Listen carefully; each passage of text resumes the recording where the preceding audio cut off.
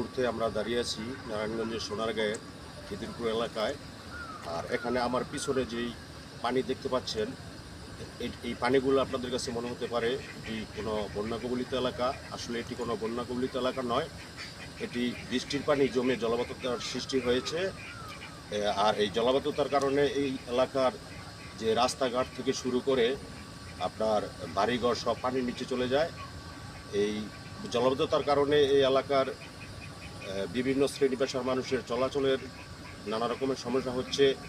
বসত বাড়িগুলা পানির নিচে চলে যাওয়ার কারণে তারা ঠিকমতো বাড়িতে বসবাস করতে পারছে না, এবং এই জলাবদ্ধতার কারণে এলাকায় বিভিন্ন পানিবাহিত রোগ থেকে শুরু করে কলেরা বিভিন্ন রোগের সম্মুখীন হচ্ছে।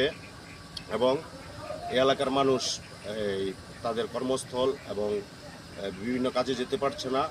ডেলিভারি রোগী থেকে শুরু করে বিভিন্ন শ্রেণী পেশার মানুষের বড় ধরনের সমস্যার সম্মুখীন হচ্ছে।